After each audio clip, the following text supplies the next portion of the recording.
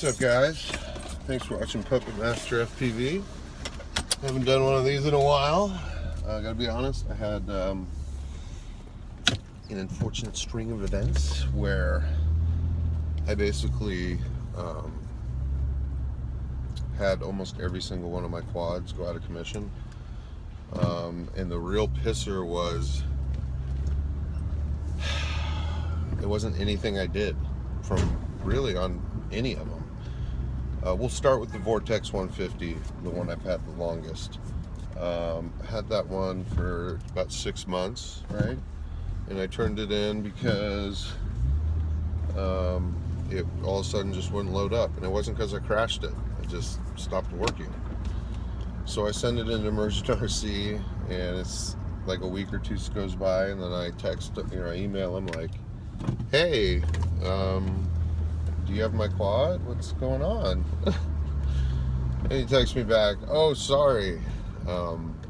It's just been sitting there. No one's even looked at it. I'll get on it today." And then I get a text a couple of days later saying, "We need $50 for your quad. Get your quad back."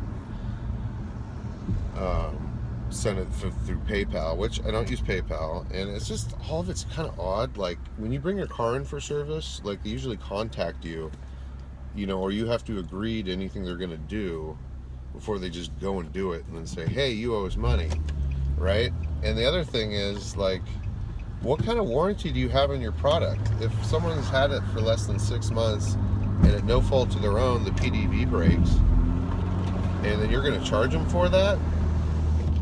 Now I'm gonna tell you my perspective of Immersion RC. They have fallen off hugely. And they might be going out of business as far as I can see, because they haven't updated a product in I don't know how long. They came out with brand new products a few months ago that were already outdated.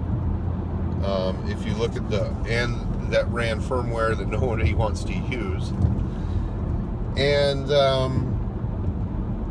the 150, which is probably their best product and seller, I guess they're hoping that saves the company, they've just done a reboot on, made it into a 180 with one size larger motors that aren't even theirs now. They're using iNovas. Like, supposedly before, these were like special Vortex only motors. Now the iNovas are good enough for Vortex, I guess. But yeah, I'm sorry, when I smell bullshit, I personally don't see myself buying another single Immersion product. I bought 2 of those 150s, one fail-safe, like not even 150 yards away, and fell into a pond, and they didn't want to do anything for me. "Oh, that sucks for you." Yeah, okay.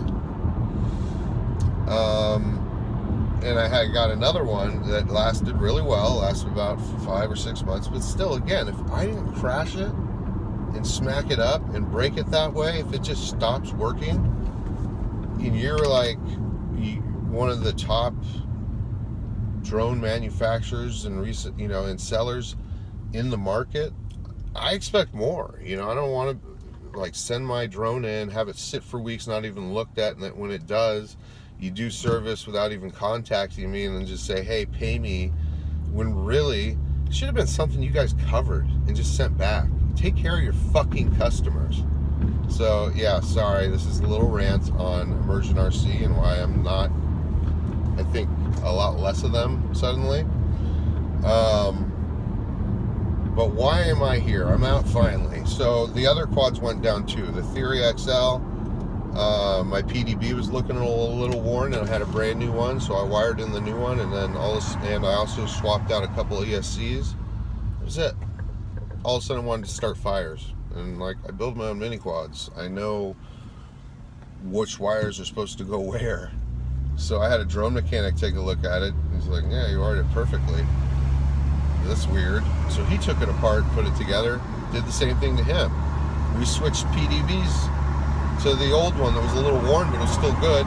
Boom, same thing happened. Just wanted to electrocute and start fires. So it smoked 2 of my brand new thrust 2450 motors that I put on with the ESCs, and nothing we could do. We tried both flight controllers, both PDBs, and we were wired perfectly. I got a drone mechanic doing it with me because I knew I did it right. I couldn't figure out why I was trying to blow stuff up. It literally started a fire as soon as I gave it power, after rewiring it and triple checking, making sure nothing was bridged, everything was clean. One of the best solder jobs I ever did, and the thing just blew up. And I got to tell you, I have a history of getting faulty products from Horizon. There's another company that's beginning to get on my shit list.